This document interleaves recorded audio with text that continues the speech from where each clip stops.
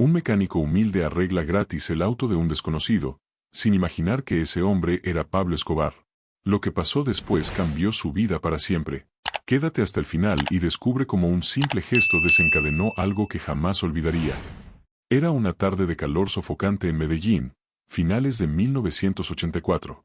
El pavimento parecía derretirse bajo el sol implacable, y en el pequeño taller mecánico de Julián Restrepo, el olor a aceite quemado y gasolina se mezclaba con el aroma a café recién hecho que venía de la cocina de su madre, en la casa contigua. Julián, de apenas 32 años, era conocido en el barrio no solo por ser un buen mecánico, sino por tener un corazón grande. Más de una vez había arreglado motos o carros de vecinos sin cobrarles un peso, porque la vida da vueltas, hermano solía decir.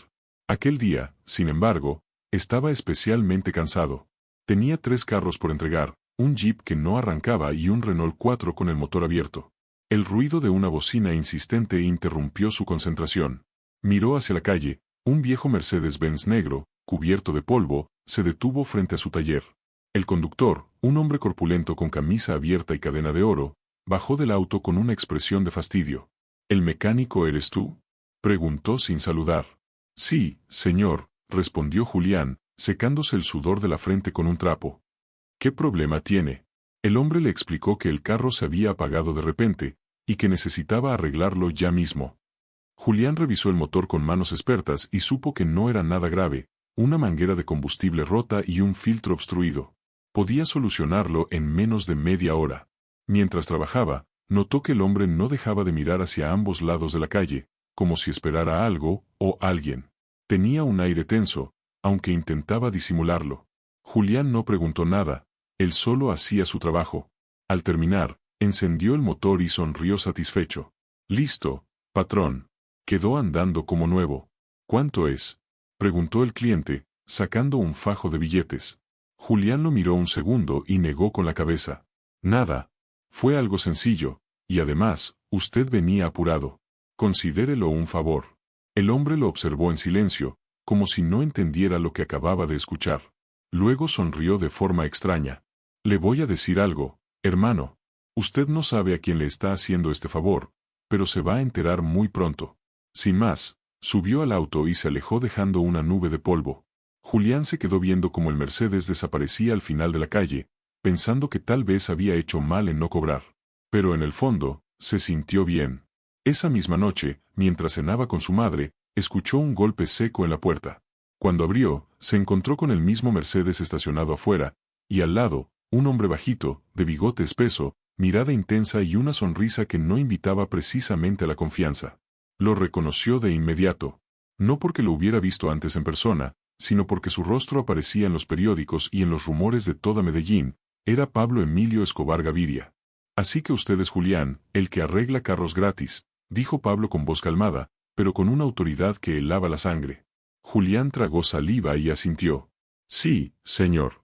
Hoy le arreglaste el carro a uno de mis muchachos. Y no quisiste cobrarle. Eso, no pasa todos los días. Lo que siguió fue una conversación que Julián jamás olvidaría. Pablo no solo le agradeció el gesto, sino que lo invitó a la hacienda Nápoles el fin de semana. Dijo que tenía un par de carros que necesitaban cariño y que quería que él mismo los revisara. Julián no sabía si aquello era una bendición o el inicio de un problema enorme, pero la invitación sonaba más a orden que a sugerencia. Esa noche no pudo dormir. Su mente no dejaba de repetirse las mismas preguntas. ¿Por qué había aceptado? ¿Qué quería realmente Pablo Escobar de un mecánico de barrio? ¿Y qué podría pasarle si decidía no ir? A la mañana siguiente, un mensajero dejó en la puerta de su casa un sobre manila. Dentro había una foto de su taller, y 5 millones de pesos en efectivo. No había ninguna nota, pero el mensaje era claro. Pablo esperaba verlo en la hacienda. El viernes por la mañana, Medellín amaneció cubierta por una neblina ligera que parecía presagiar algo. Julián, con un nudo en el estómago, se encontraba en la puerta de su taller, esperando. No había dicho nada a nadie, ni siquiera a su madre, sobre la invitación de Pablo Escobar. Le había inventado que iba a revisar unos autos en el campo, para no preocuparla. A las 8:15 en punto, un Toyota Land Cruiser blanco se detuvo frente a él. El mismo hombre corpulento del Mercedes bajó, con una sonrisa apenas dibujada. Súbase, patrón. Don Pablo lo espera. El camino hasta la hacienda Nápoles era largo, pero el paisaje era hermoso, montañas verdes, cafetales y ríos que serpenteaban junto a la carretera. Sin embargo, Julián apenas podía disfrutarlo. Dentro de la camioneta, el silencio era espeso. El chofer no hablaba y él no se atrevía a hacer preguntas. Tras 2 horas, llegaron a una enorme portería adornada con un arco de avión Piper colgando como si estuviera volando. Julián había escuchado historias sobre ese lugar, que adentro había animales exóticos, lagos artificiales, lujos inimaginables, y también que allí se cerraban tratos que no aparecían en ningún libro de cuentas. El Land Cruiser avanzó por un camino pavimentado flanqueado por palmeras. A lo lejos, Julián vio cebras, jirafas y hasta un par de elefantes. Pero lo que más le impresionó fue el silencio, un silencio roto solo por el sonido de las llantas sobre el asfalto y el canto ocasional de algún ave tropical.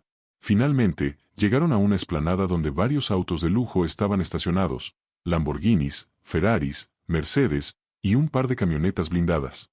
Allí, junto a un Chevrolet Impala rojo brillante, estaba Pablo Escobar, vestido con una camisa de seda color crema y pantalón blanco. «Hombre, Julián», exclamó al verlo. «Pase, hermano, que le tengo trabajo». Pablo le mostró varios carros que, según dijo, no habían arrancado en semanas. Julián, intentando aparentar calma, comenzó a revisarlos uno a uno. No tardó en darse cuenta de que la mayoría tenían fallas menores, bujías sucias, baterías descargadas, mangueras flojas.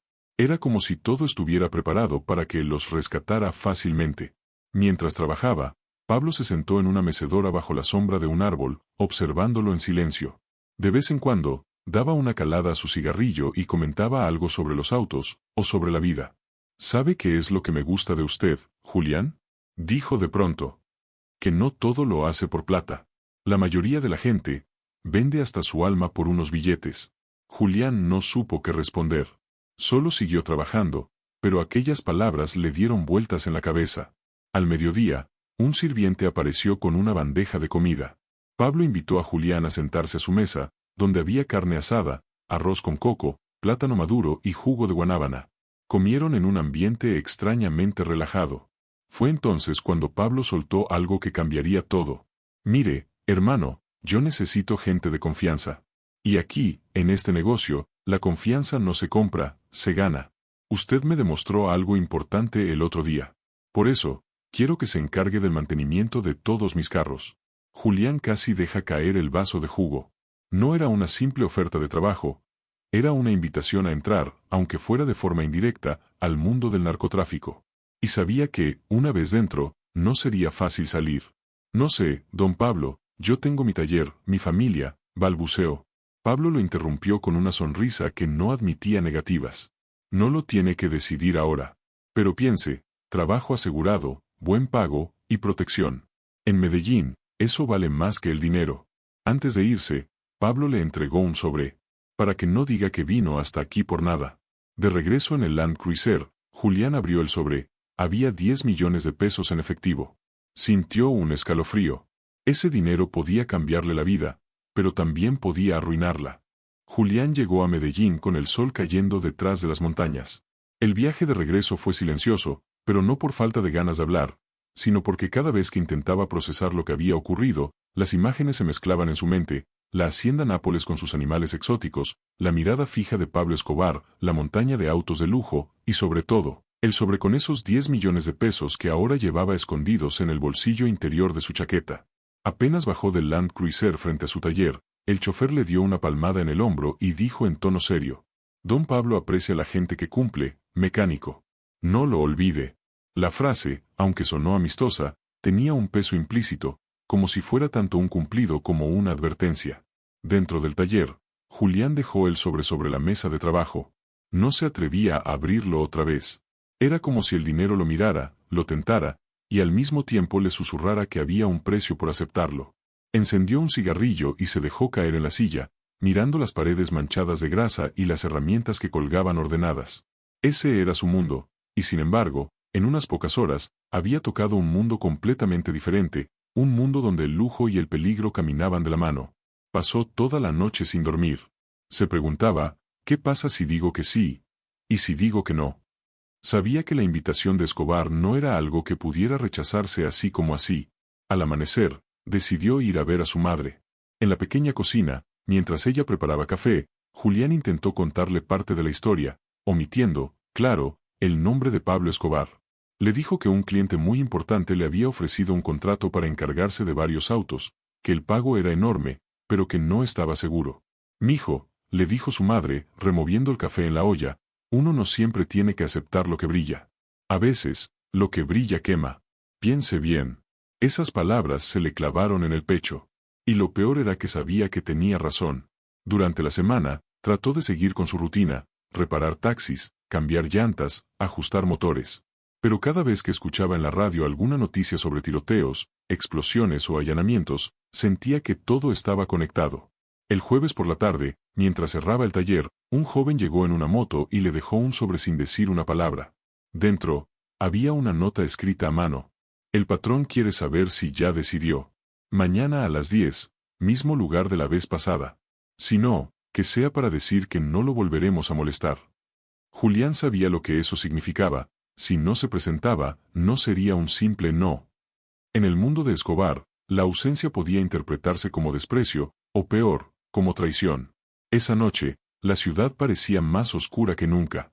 Cerró bien las puertas y ventanas, pero no podía quitarse de la cabeza la imagen de Pablo sonriendo, con ese tono amistoso que escondía un filo peligroso. Cuando amaneció el viernes, la decisión ya estaba tomada. No porque quisiera, sino porque entendía que a veces, en Medellín, las decisiones no eran tuyas, eran de quienes tenían el poder. A las 10 en punto, el Land Cruiser apareció frente a su taller. Esta vez, el chofer ni siquiera bajó del vehículo. Julián subió y, durante el trayecto, intentó memorizar el paisaje, como si fuera un mapa que pudiera usar algún día para escapar. En la hacienda, Pablo lo recibió en una terraza desde la que se veía un lago artificial lleno de flamencos rosados. Llevaba gafas oscuras y una sonrisa que parecía sincera. «¿Y entonces, mecánico?», preguntó, dándole una palmada en la espalda. «¿Se va a encargar de que mis caballos de acero siempre estén listos?». Julián tragó saliva. «Sí, don Pablo». Pablo asintió, satisfecho. «Muy bien. Y para que vea que aquí la palabra vale», hizo una seña, y dos hombres trajeron un pequeño maletín negro. «Esto es para que tenga con qué empezar. Herramientas nuevas, repuestos, lo que necesite». Julián abrió el maletín, y lo que vio lo dejó sin aire, fajos y fajos de billetes, apilados con precisión.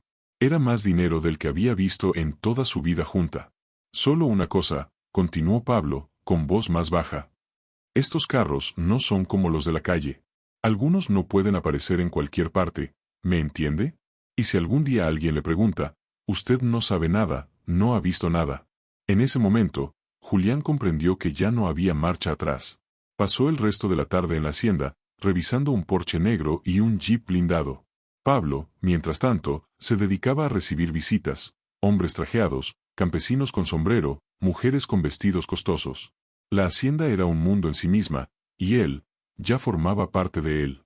Cuando cayó la noche y el Land Cruiser lo dejó en Medellín, Julián miró las luces de la ciudad desde la loma. Todo se veía igual, pero para él, nada lo era.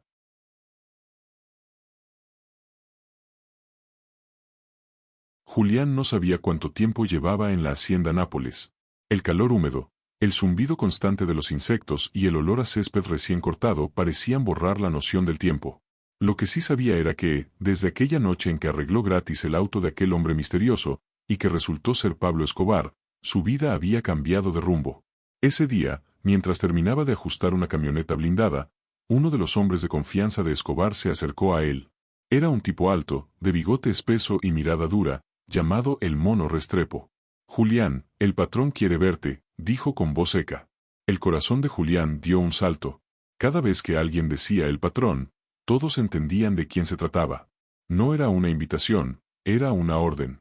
Lo llevaron por un pasillo largo, custodiado por hombres armados. Llegaron a una habitación amplia, con ventanales que daban a un lago artificial donde se veían los hipopótamos moviéndose perezosamente. Pablo Escobar estaba allí, sentado en un sillón de cuero, con una copa de brandy en la mano. «Julián», dijo, sonriendo. «He escuchado que eres rápido con las manos, y no solo para arreglar motores». Julián tragó saliva. No sabía si aquello era un cumplido o una advertencia. «Se hace lo que se puede, don Pablo», respondió, intentando sonar tranquilo. Escobar se inclinó hacia adelante. «Necesito que lleves esta camioneta a un taller en Itaguí». No es para repararla, es para entregar algo. Y quiero que lo hagas tú. Nadie más. Julián sintió que algo no encajaba. El tono de Escobar era amable, pero sus ojos decían que no había opción de negarse. Claro, patrón, lo que usted diga, contestó, forzando una sonrisa. Ese fue el comienzo. El encargo parecía simple, conducir la camioneta. Pero cuando abrió el maletero antes de salir, vio varias cajas selladas con cinta negra. No preguntó qué contenían. Aprendió rápido que, en ese mundo, la curiosidad podía ser mortal. El viaje fue tenso. Cada vez que veía un retén policial, el sudor le corría por la espalda. Sentía que las manos le temblaban sobre el volante, aunque intentaba mantener la calma. Por suerte, ningún control lo detuvo.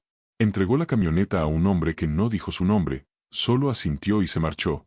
Cuando regresó a la hacienda, Escobar lo estaba esperando en el mismo sillón, pero esta vez no sonreía. Buen trabajo, Julián, dijo, mientras le extendía un sobre. Dentro había más dinero del que Julián ganaría en 6 meses de trabajo honrado. Considéralo un adelanto. Tendremos más cosas para ti. Aquella noche, Julián no pudo dormir. El dinero era tentador, pero el precio era entrar en un juego del que pocos salían con vida. Los días siguientes se convirtieron en una sucesión de encargos similares: transportar autos, entregar paquetes, supervisar reparaciones. Siempre trabajos menores, pero que implicaban un riesgo enorme. Lo curioso era que Escobar nunca dejaba de recordarle la primera vez que se conocieron. Tú eres de los que dan sin esperar nada, Julián, y eso en mi mundo vale oro, le dijo una noche, mientras caminaban por la orilla del lago artificial. Julián no sabía si aquello era un elogio, o una forma de recordarle que, gracias a su gesto, ahora le pertenecía. Pero el verdadero golpe llegó un jueves por la mañana. El mono apareció en su taller con un sobre Manila. Dentro había fotos, una mujer joven y 2 niños pequeños. La mujer era su hermana, viviendo en Bogotá. El patrón dice que ahora son parte de la familia, dijo el mono, con una media sonrisa. Julián entendió el mensaje al instante. No se trataba solo de él.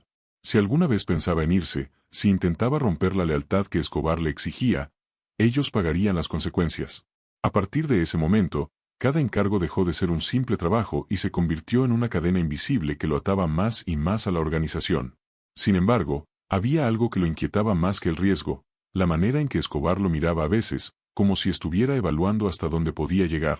Y en ese juego, Julián sabía que un paso en falso podía costarle todo. Una tarde, Escobar lo llamó para acompañarlo a Medellín. No dijo por qué. Se subieron a un Mercedes negro y viajaron en silencio. Al llegar, se detuvieron frente a un taller de autos lujosos. Aquí empezó todo para mí, Julián, dijo Escobar, mirando el lugar. A veces, un hombre no sabe cuando un gesto pequeño cambia toda su vida, como el tuyo conmigo. Julián asintió, sin atreverse a decir nada. Lo que pasó dentro de ese taller sería el inicio de algo mucho más grande, y mucho más peligroso de lo que jamás imaginó. Julián aún sentía el olor a aceite y gasolina pegado en las manos cuando caminaba por el pasillo largo de la hacienda Nápoles. Afuera, el cielo estaba teñido de un naranja intenso, y las sombras de las palmeras se estiraban como dedos sobre el suelo de piedra. El eco de sus pasos le recordaba que estaba lejos de cualquier taller, lejos de la rutina en la que había vivido toda su vida. Lo habían hecho pasar a un salón amplio, con paredes de madera oscura y una mesa de vidrio en el centro. Allí estaba Pablo Escobar, recostado en un sillón de cuero, observando unos documentos. Cuando levantó la mirada, no había sonrisa, no había cordialidad, solo una intensidad que obligaba a cualquiera a bajar los ojos. Julián, dijo Pablo, mientras encendía un cigarrillo. Buen trabajo con el carro. Me dicen que lo dejaste mejor que nuevo. Gracias, patrón, respondió Julián, sintiendo como la garganta se le secaba. Solo hice lo que sé hacer. Escobar exhaló el humo lentamente, como si esa pausa fuera parte de un cálculo preciso. Ese carro, no es un carro cualquiera. Lo que hiciste, lo hiciste para algo más grande. ¿Te imaginas para qué? Julián negó con la cabeza, aunque un nudo empezaba a formarse en su estómago. Mañana ese carro va a salir de aquí con algo muy importante. Algo que, si llega a su destino, nos va a abrir una puerta muy grande. Y quiero que seas tú quien lo lleve. Julián tragó saliva. No sabía si decir que sí de inmediato, o inventar una excusa. Pero delante de Pablo Escobar, no había muchas opciones. Patrón, yo no estoy metido en, intentó decir, Pero Pablo levantó una mano y lo interrumpió. No te preocupes. No vas a tocar nada. Solo manejar. Tú eres un hombre honesto, y por eso confío en ti. Pero quiero que sepas que, si aceptas, no hay marcha atrás. En ese momento, un hombre entró en el salón y dejó sobre la mesa un sobre grueso. Pablo lo empujó hacia Julián. Aquí tienes tu adelanto. Lo que hay dentro te puede cambiar la vida, o complicarla para siempre. Julián lo tomó con manos temblorosas. El sobre estaba pesado, demasiado para ser solo papel. No lo abrió. ¿Qué me dice, Julián? Preguntó Escobar, clavando la mirada. Hubo un silencio que pareció eterno. Afuera, el ruido lejano de un helicóptero se mezclaba con el canto de los grillos. Julián sintió que su vida se partía en dos caminos. Uno lo devolvía a su taller, a la tranquilidad, y el otro lo llevaba directo a un mundo del que pocos salían enteros. Acepto, patrón, dijo al fin, casi en un susurro. Pablo sonrió por primera vez. Sabía que no me ibas a fallar. Esa noche, Julián no pudo dormir. El sobre estaba sobre la mesa de su habitación, como un animal vigilante. Afuera, la hacienda estaba iluminada solo por unas cuantas lámparas, y los guardias patrullaban en silencio. Se preguntaba qué habría dentro del carro. Dinero, armas, documentos, o algo peor. A las 6 de la mañana, un hombre lo despertó con un golpe en la puerta. Es hora, dijo secamente. El patrón quiere que salgas ya. En el garaje, el carro que había reparado lo esperaba. Negro, brillante, con un motor que ronroneaba como un felino listo para atacar. En el asiento del copiloto había un maletín cerrado con candado. No lo abras, le advirtió el hombre que le entregó las llaves. No te detengas por nada. Y si alguien te sigue, haz lo que sea para perderlo. Julián sintió como la adrenalina le recorría todo el cuerpo. Salió de la hacienda y tomó la carretera.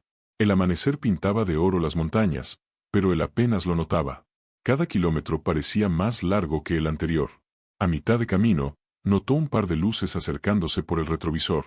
Dos motos, rápidas, que se alinearon a ambos lados. El corazón le dio un vuelco. Una de las motos se emparejó con él y el conductor le gritó algo que no alcanzó a escuchar. Luego, hizo un gesto claro, quería que se detuviera. Julián apretó el acelerador. El rugido del motor llenó el aire, y las motos intentaron seguirle el ritmo. Una curva cerrada apareció de pronto. Julián giró con toda la fuerza, las llantas chirriaron y una de las motos perdió el control, cayendo por la cuneta.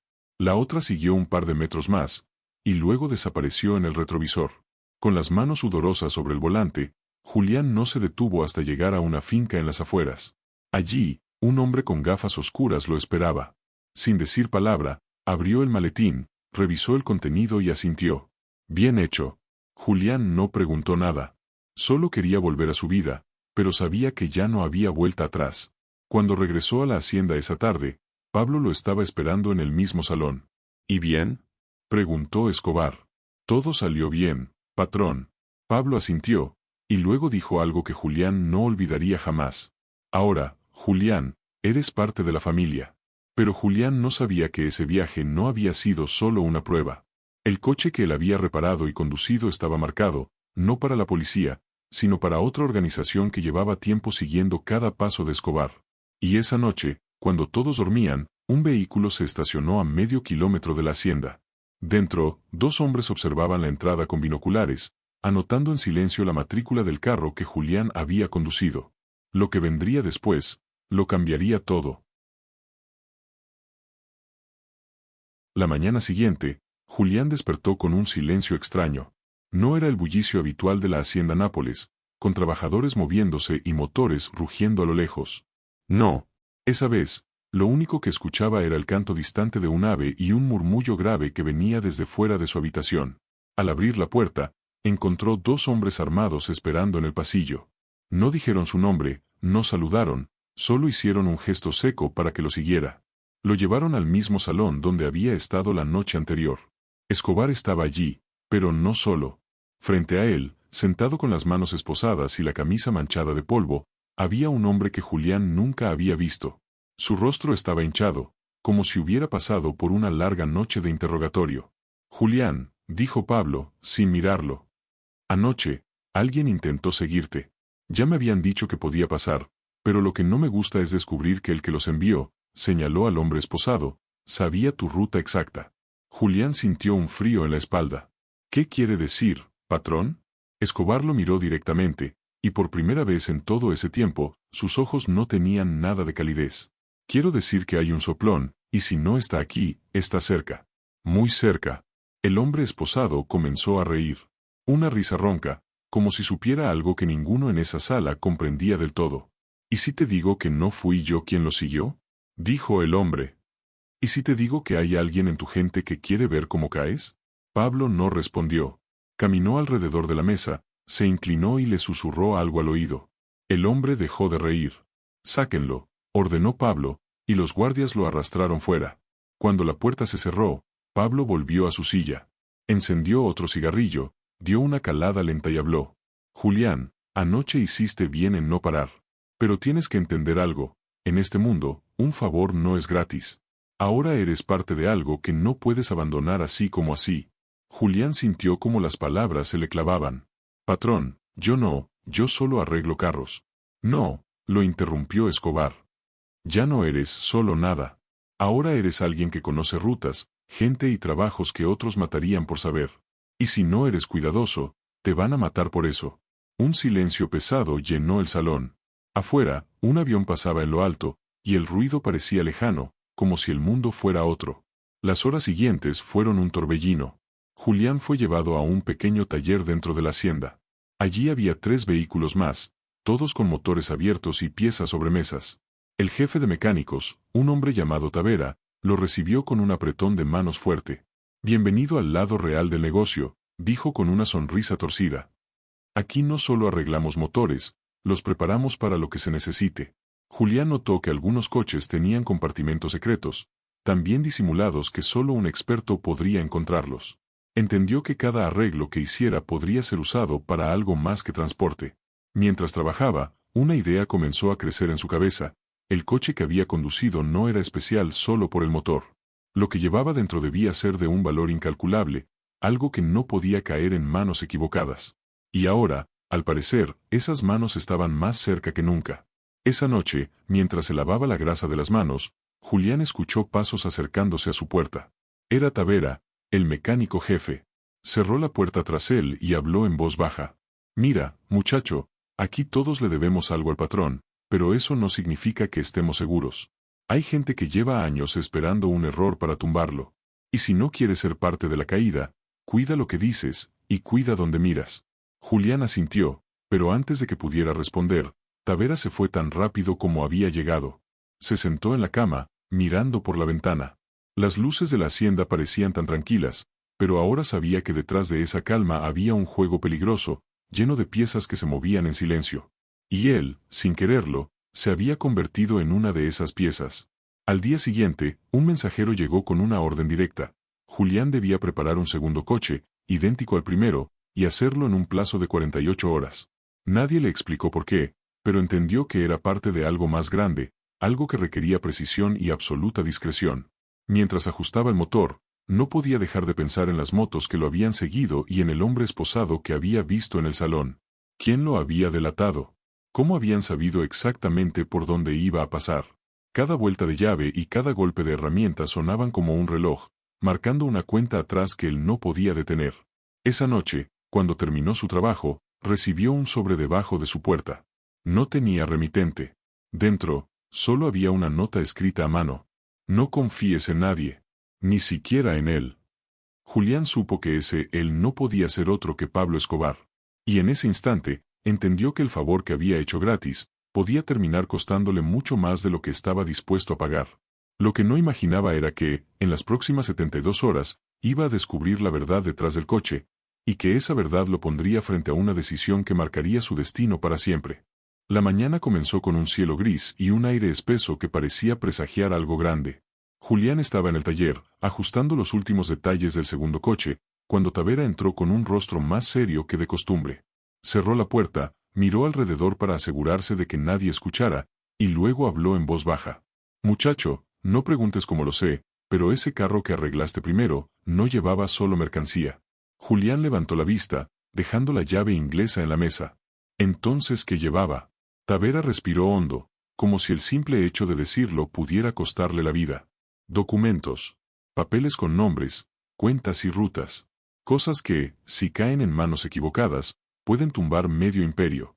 La revelación golpeó a Julián como un martillazo. Ahora entendía por qué lo habían seguido, por qué el hombre esposado había hablado de alguien en su gente. No era un simple transporte, era un movimiento clave en una guerra silenciosa. Ese día, un convoy salió de la hacienda. 2 camionetas adelante, luego el coche recién preparado por Julián, y atrás otras 2 camionetas más. Pablo Escobar en persona estaba sentado en el asiento trasero del vehículo principal.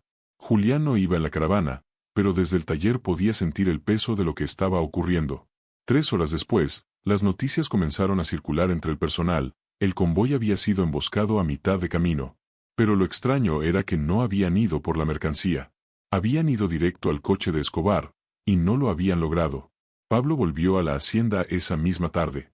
No parecía molesto, pero sus ojos tenían esa calma peligrosa que todos reconocían. Llamó a Julián al salón, y sin rodeos, le preguntó: ¿Quién te habló del coche? Julián tragó saliva. Nadie, patrón. Pablo se inclinó hacia él, con una sonrisa leve. Espero que así sea. Porque si descubro lo contrario, vas a desear no haberme conocido. Esa noche, Julián no podía dormir. Pensaba en la nota anónima, en Tavera, en el hombre esposado. Cada vez más, sentía que estaba atrapado entre 2 fuegos, la lealtad forzada al patrón y la amenaza invisible de quienes querían destruirlo. De pronto, escuchó pasos afuera de su habitación. Una sombra se detuvo frente a la puerta.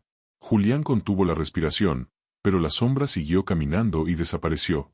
Al amanecer, fue Tavera quien lo despertó. Te tienes que ir, dijo sin rodeos.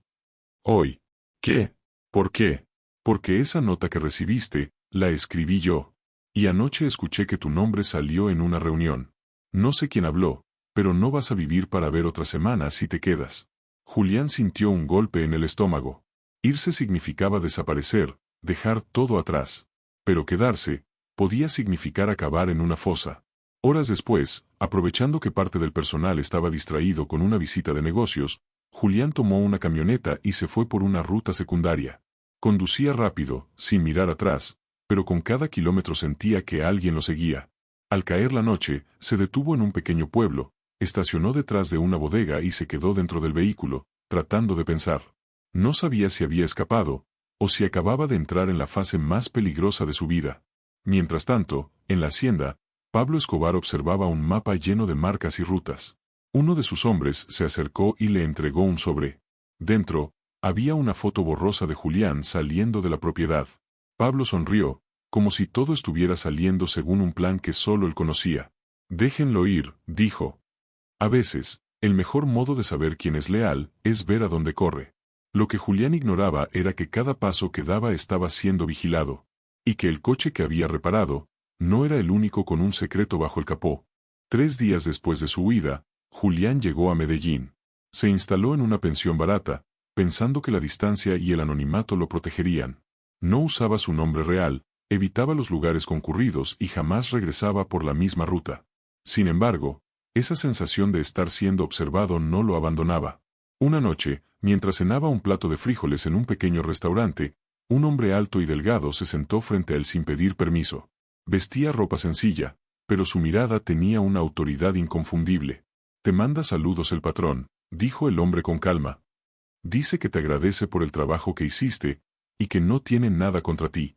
Julián, confundido y con el corazón acelerado, preguntó. Entonces, ¿por qué me dejaron ir? El hombre sonrió.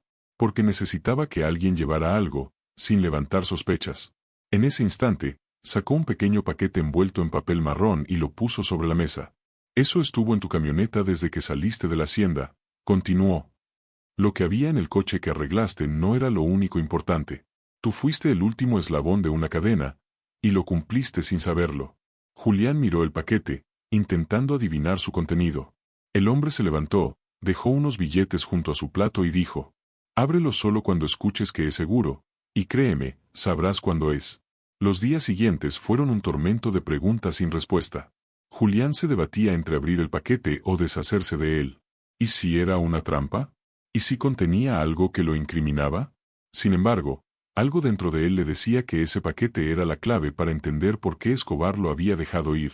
Pasó un mes sin novedades, Hasta que una mañana, al encender la radio, escuchó una noticia. Un operativo a la frontera había fracasado porque alguien entregó información crucial que permitió a un cargamento enorme cruzar sin ser detectado.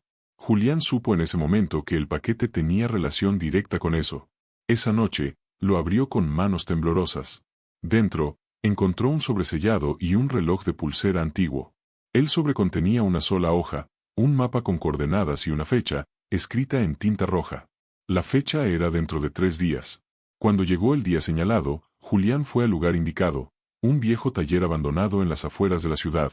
Al llegar, encontró a Tavera, esperándolo con una sonrisa. Sabía que ibas a venir, dijo. Todo esto, fue para ponerte a prueba.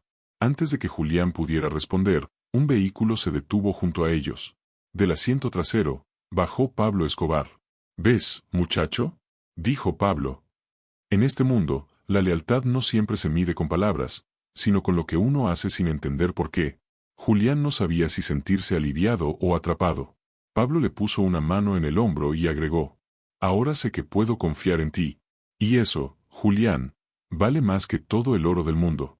Lo que Julián nunca imaginó era que, al aceptar esa confianza, estaba entrando en un círculo del que sería imposible salir.